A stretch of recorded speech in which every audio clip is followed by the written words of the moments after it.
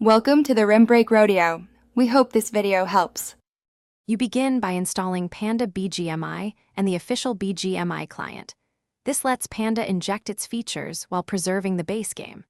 Once done, enable unknown sources and grant storage and overlay permissions so the tool can modify files and show on-screen toggles. Make sure to log into your account and export or note your original controls and sensitivity. This prevents accidental loss. You're now ready to open Panda and connect it to the Bgmi process, which we'll set up next. You attach Panda to the Bgmi process and load a trusted default profile to avoid corrupt settings. Then you tweak aimbot and recoil compensation gradually. Small increments reduce detection risk and keep gameplay natural. Adjust sensitivity tied to your DPI and test each change in training mode to verify aim and recoil feel correct.